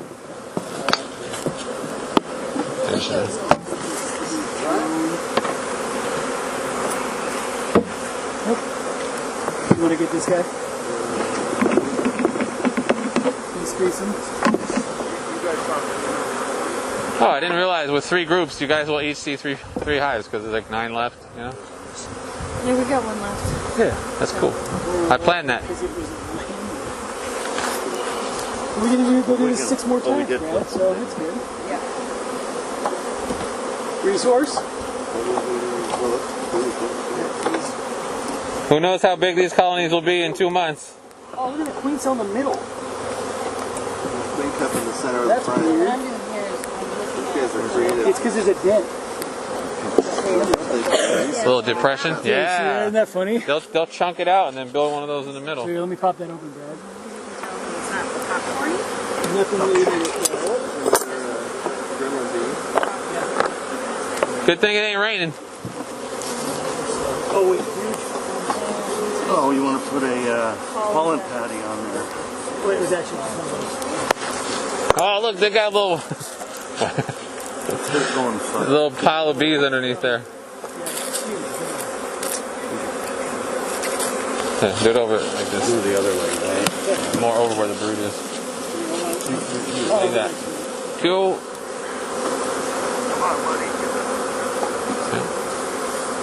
I saved the 5. Yay! Those 5, thank you. There's no doubt about that. Do your sugar thing before I totally Dude, close a this. ton of brews. We definitely need to go up with this guy, Brad. Oh, that's right. I'm back through again. Right. grab those 2 frames. Where's the sugar? This one's a partial. Well, I've got. As long as they haven't stung you already, you don't have to smell. Oh man. Let's use that for a Bucket? You done with the bucket? I need the lid still. But They should be done real quick. Danny, you want to check this one? Yeah. I did not see her, but you can. There's 2 of them though, Skin. Yeah. Screw you. You're a liar.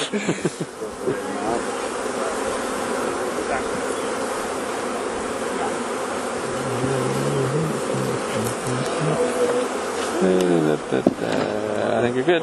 Okay. But again, if we roll her, come on. Apparently, that's like Hey, it's the magic recipe trick. for a The magic trick. healthy hive. Some queens need a little adversity in their life. Some people just need to be rolled in sugar. I think some would prefer to be rolled in chocolate. Okay. There are bees in that bucket. Use this lid right here. okay. Got a free lid. So you can't use that. That's fine. We grab the next 2. Just grab these next 2. They're all good. Let's go right here.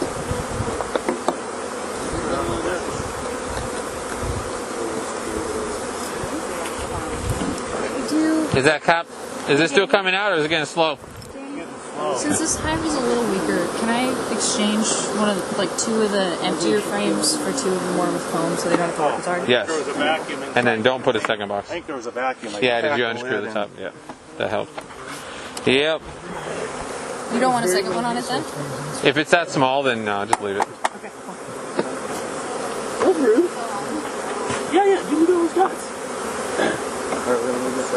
Okay, we're gonna put this back together. It might, I think it would actually be okay because there's enough. It's You just, think so? I think so. It's just the one that I was replacing it with had like 4 empty frames. Well, I'll let you make the call. I mean, let's see what you got.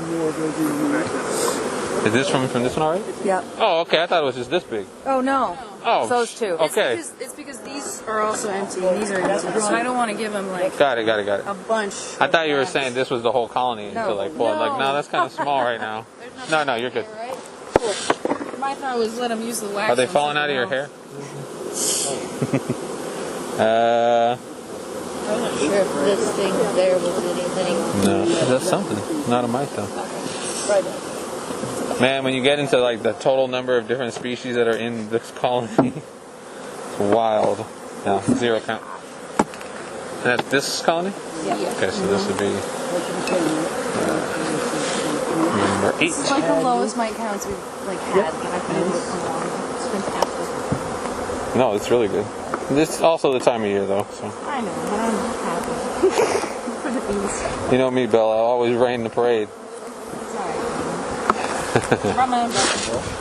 My rainbow. Squeeze those together. Oh, come on. Already filled me up. It's right here. No, it is. Okay. Here, why don't you do this now? Okay. Yep. What are we doing?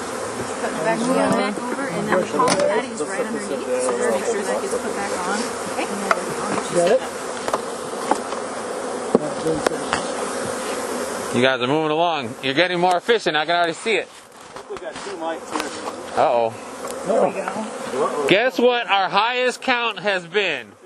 1. 300 bees, like in the whole time I've been doing this. You want to put another patty on here? Or 1, 2. Yeah, those are the ones you saw? Okay. We got 2 mites here that are more visible. So come check so you can get your experience if you're not too confident yet on your mites. And that was from this colony? This check was from this colony? Yes. Okay. I'm just making sure my notes are right. Got it. Little ovals. Yeah. a little hard shell on it. What little is it? And do we do something to kill them? Just dump them into the bushes. Somebody else will take them out before they get back. That's good enough. Yeah. Hold on, we gotta do this. we're getting better. We're doing our sugar shake. Ask her. Oh, we have to use it. Correct. Do me a favor. Jar. Give me a jar. These in this top off with the sugar. Okay. Ready? Yeah, I haven't had to do a lot yet. If you do need to clean it, Ghost bees!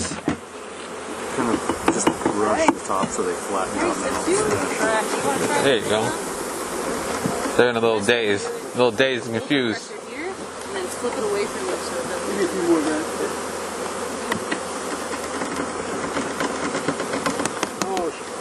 Perfect. And then that like pressure seals it. Okay, I'll put a little bit. I just saved it. Sure. Okay. Oh, I was like, why is it so long?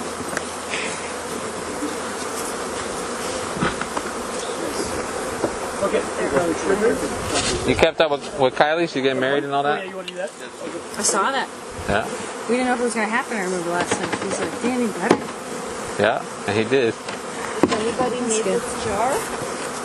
We're going to use it. Okay. I know, Oh, but I I was just asking. Yeah. Bill's doing the opposite. He's like, Yeah. he didn't even tell me he was going to go. Hey. You trying to shove it into the lid there?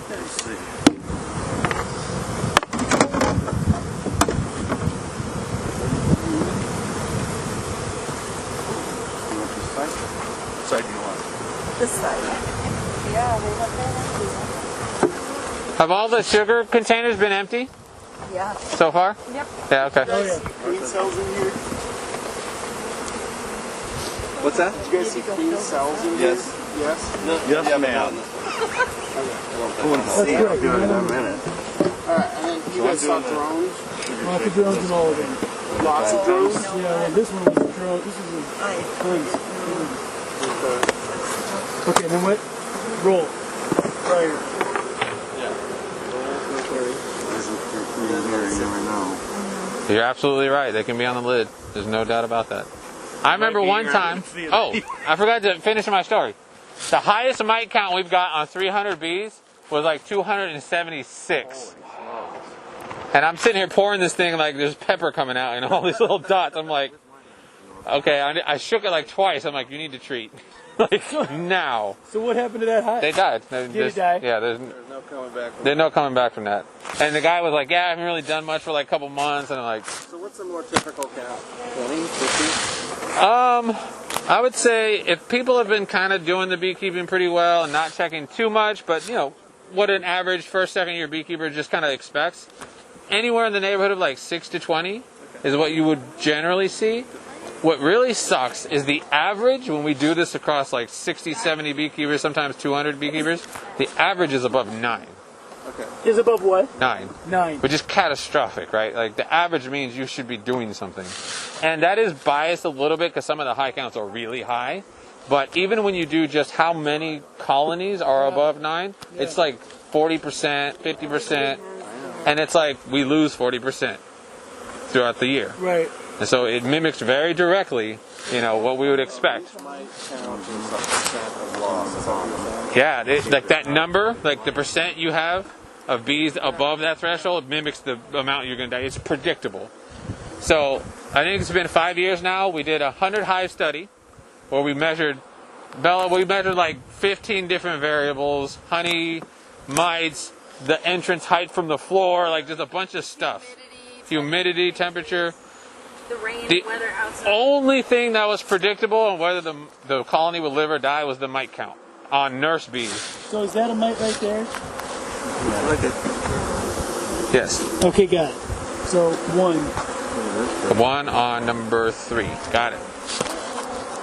And the rule was basically, so the 3% or 9 on 300 is an economic threshold. The thing we measured, which 100 hives is not enough to be really super clear, the thing we measured was 7%.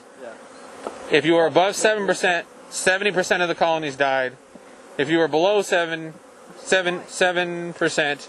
like 4% of the colonies died. Okay. So it was like a hard line. Like, don't let them get this high. Yeah, don't go there. Yeah. And some of the ones that survived were weak, and some of the ones that survived were strong, and you know all that stuff. So it's very telling.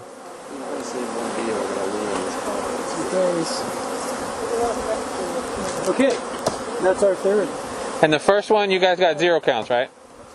0 count on our first one. Okay. And then But that was a spotty pattern. We didn't do the shake on the other one. Correct. There's no brood to shake. Right. And that's actually good because it reduces the mites' ability to bait because they have no brood. They got no food. So one of the treatments is to go through a broodless period. Right, brood break. Yeah, brood break. Brood break. So we're Yeah, the not thing was Santa consulting. Queen. We think this might be a candidate to shake. All right, let me triple check. Got it.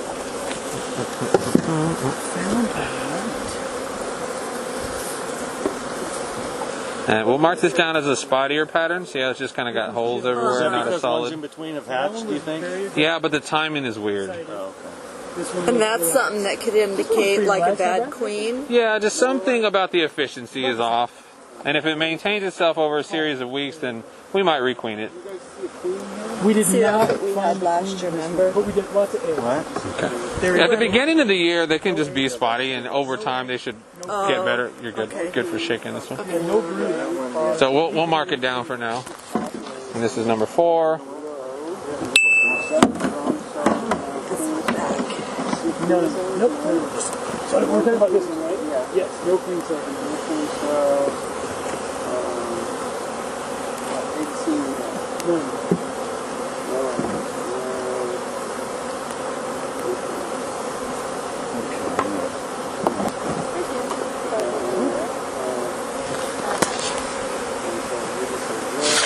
It's a lot easier to find a queen when you have a 5-frame nuke only.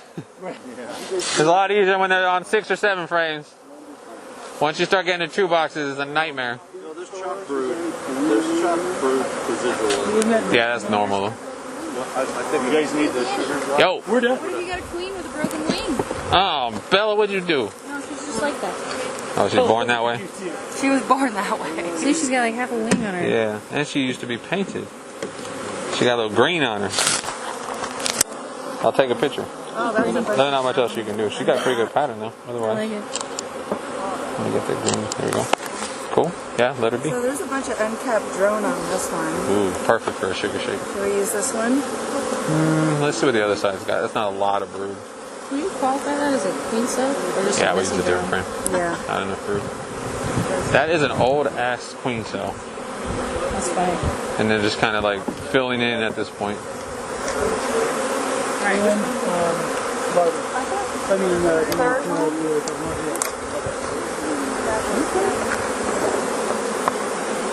And the temperament was calm. Saw the queen, no, good. did not see the queen on this one. No queen. Queen's on your shoulder. That's happened to me before.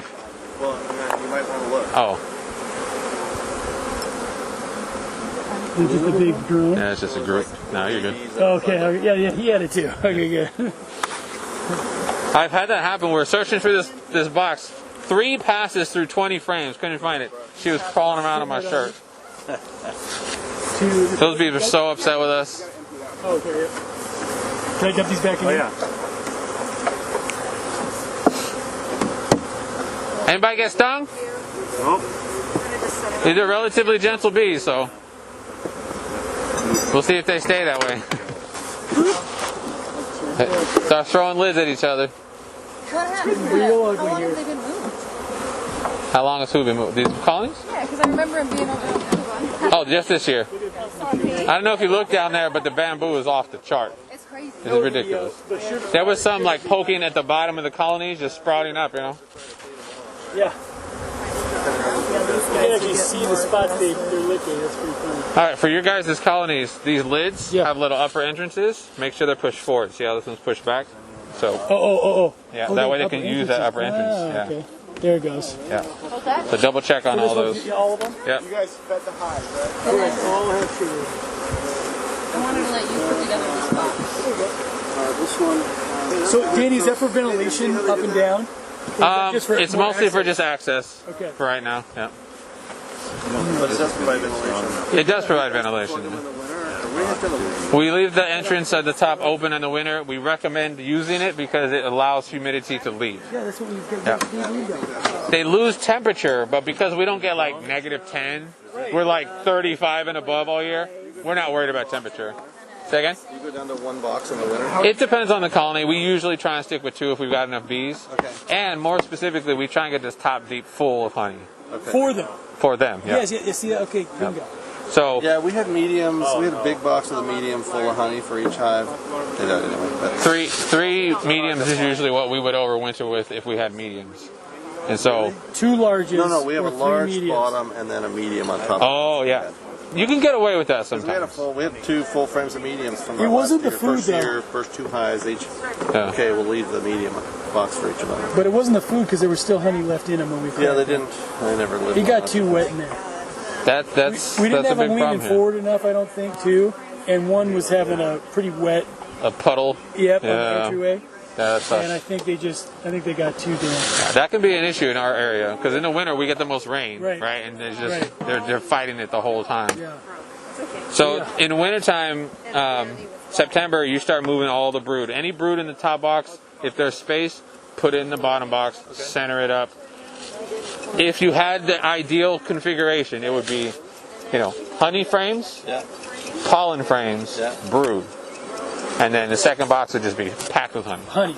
Yep. So they can really just circle around the brood, keep it all warm, and then eat all day long. And they'll eat their way up into the second box. Okay, good. And then come spring, they'd be in the top box. The bottom box would be empty. You rotate it, Yep. so they have space to grow up and down, and then start the year again. Yeah. And tomorrow we're going to all overwintered colonies, so it's a totally different ball game. Oh, wow. What we're doing, we're going to be talking about splitting and making sure there's no queen. Which there will be. Yeah, There will no, be absolutely. queen They're gonna be cell cutting. We're gonna be seeing little queen larvae, like the whole 9. And we know one of them swarmed. I've already split one, so we're gonna do some splits. But we'll already have 1 week in a split, so they see what the split looks like a week out, all that kind of stuff. So, but so many more bees. Is that here? Where is that? It's in Kent, and some of them have 2 supers on them already. Like these are huge colonies already. We put our bees up. That was like National Geographic 15 days ago. Okay. Mike? So we wouldn't expect swarming problems till probably a month or more from now, right? I think. And we're going to look at them today. We're going to open them all. We're going to do 90% chance, yeah, you wouldn't even have to worry about it. Same with these. I mean, I'm betting we won't even very little. put another box on yet.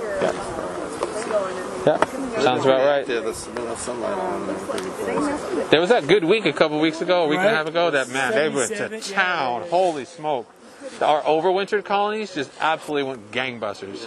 A couple of the colonies filled up 4 frames of honey, capped it off and everything. I mean, just because it was kind of at the tail end of the big leaf maple bloom. And if you know big leaf maple, these huge trees with thousands and thousands of flower clusters.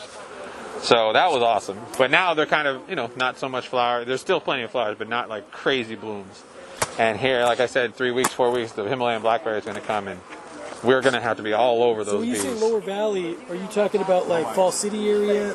No, that's still kind of up a little bit. Okay, I'm talking like downtown Seattle Valley, like near the Sound, elevation 0 to 200 feet, kind I'm of. from Fall City, so I figured it was very similar to What are you about, like 500 feet elevation? I think it's about 500, maybe 600. Yeah, it's probably similar to around here. Yeah.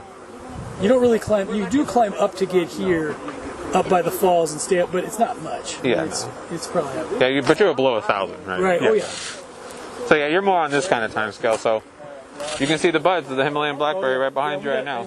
It's awesome. We got a ton of this on the farm. It's kind of awesome because we have a ton of this on the farm. It's also for the bees. It's not exactly. Yeah, no. Exactly. That's how it goes. Yeah. Oh my goodness. But that's one of the reasons it was such a good day. Come over to Scott's house. We'll show you. This one, a little small one. Not anymore, Cindy. They're up there. Okay, so I don't get interested. So these boxes have dados in the front. So they did a different. So I didn't notice. Lid, right? We've got a surround lid. I like this lid configuration. I'll show you this lid real quick. Because you don't have sides. I'm gonna borrow this lid real quick. And you can put your thighs. So is there a channel? Is there a channel that I didn't notice? Oh, okay. So be careful. See this hole? Yeah. This should go to the front. Okay. Well, we didn't actually check. Yeah, do a quick double check. Do they have a name? Is that where the name's printed? The mech? It says mech on the front. This back here. Yeah, double check. Pull that off. Okay. I think it's this one that's backwards, man. And since you guys are done with your third one, go through the other ones that are already strapped and double check too. Okay. Yeah, it's back here. Yeah, okay, so let's just rotate 180. Good. That's always what's like.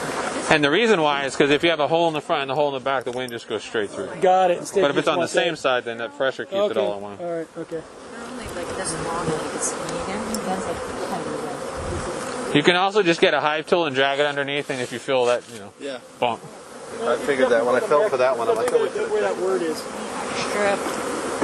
Beekeepers in their ways, man. They have these little things. It's good. A lot of beekeepers will get a cinder block or like a brick, right? Yeah. Paint the brick different colors, and whatever side is up means what you're doing next time. Got it. That's fun. I like that. Yeah. I think we've got one for sure. Right there in the. Right here. Is that dot? No, too small. Okay. Not oval enough. Okay. No, it looks like a 0 count to me. Cool. This is number 6. You want to knock some bees back in? This is a 0 count. No, this is number 7. Yeah, it's just that the lid opening is on the... They're making sure the lid opens in the front. The upper entrance is in the front. They're all out of the bucket too. I don't know about that. Yeah. See this? Where the hole is here? See where my finger is? Yes, that one just go towards the front. Yeah, well, it went back on the same as it came off. Those guys are good. Beautiful! I think we're ahead of schedule. What time is it? 11:17. Well, right on time. You got the brush in too. Yeah, the no smoke method generates A lot of bees in the air. Yeah, Danny, do you ever smoke? That's a loaded question. Do I smoke my bees? Yeah. Wait, that's a loaded question. Do I put smoke on my bees? You gotta be clear in these times, you know. Very rarely and it's for two reasons. I'm usually in and out really fast. Right. And then second reason is when you smoke them, they get into swarm state. Right. And so it takes some time. Yeah, it takes time to come back. So if I know I'm going to have to do something, like I'm going to be in there for 10 or 20 minutes, I'll smoke them a little bit. Okay. Just to kind of get them chill, but not enough to put them into full, like, oh my gosh, we're losing our home, let's find a solution. Right. We don't. But there are... We really don't. There are some colonies. There are some colonies that... You got it. I don't have to, but like, it's just a better day when you do, you know? Yeah. It's a better day. And like, I can walk normal the next day, you know what I'm saying? And my gloves, I mean, there's just holes all over my gloves. Yeah. So like, you get them all. I get stung all the time. And if I'm going to a colony like that and I know it's going to be like that, I just give them, basically what I'll do is I'll come up, puff in the entrance, puff the lid, crack the middle, puff, and then that's it. I'm done for the whole smoke the whole time. And then I'm in and out just super fast. And even with the smoke, there's still a little bonanza crazy, just ridiculous bees. But there's this one I'll never forget it. Hive 13 at this place. We had this farm down in Auburn. Like, some days it's like, all right, we're going to do that one first, and then we're going to go have a beer, and then we're going to come back, let them calm down, and do the rest. And then really? Seriously, I mean, this you thing, can't be in the same area for a while. Yeah, they're just like too much. And like there was cows and shit, and the cows were getting beat up. So anyway, and the other days it's like, well, it's getting kind of dark, so like we'll do that last. Boom, boom, boom, and close it and just book. But we wanted to minimize the amount of time they were pissed because they were impressive. It's pretty calm. Ours are good. Yeah. We'll see this year. We haven't cracked them yet. Two of ours and now. That one's queenless, the one over there. Oh. So really? yeah. Why? No larva, no nothing. No larva, no nothing. Yeah. And the one that someone said was missing a wing, will she die? No, it should be all right. They may at some point say, hey, we need queens with wings, so they'll take her out, they'll supersede her. So I have another question. So something got into his hives the other day, and we didn't know if it was a bear or maybe a raccoon. Raccoons get in Oh, there? totally, yeah.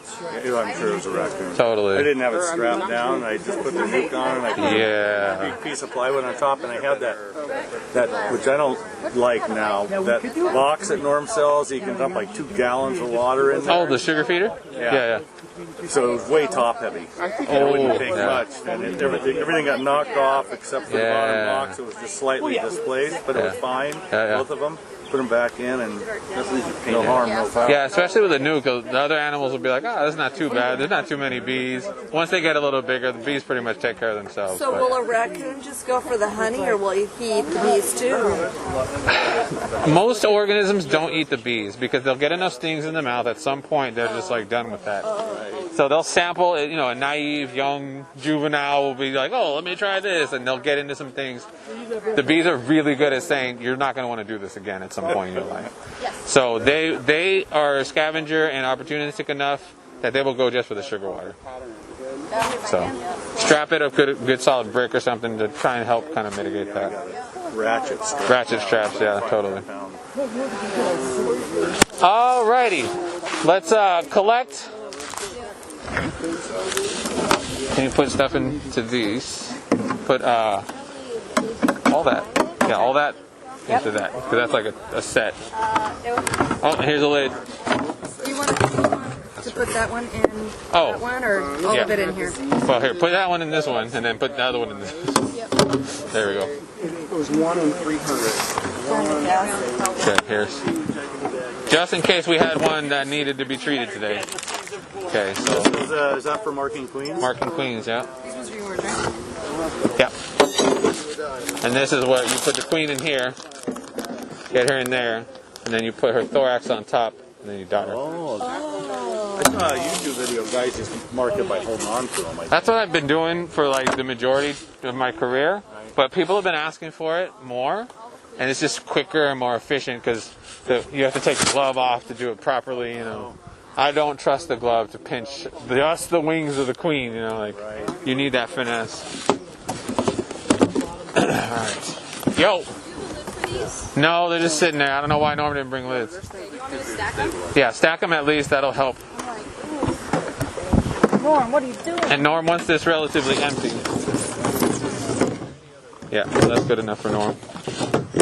So I've had my hive hives now for about 2.5 weeks. Yep.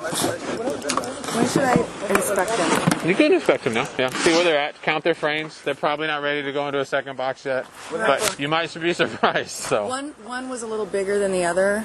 So What would happen if it rained? Okay. Nope. Yeah. Oh, that's it. There should be a lid, but Yeah, well, I get it. But, that wasn't part of our job. right. I probably have a lid in my truck or something. You want me to grab one? We'll see if it's there. All right, so we have 2 buckets, and the buckets are full of things. There's gloves down here.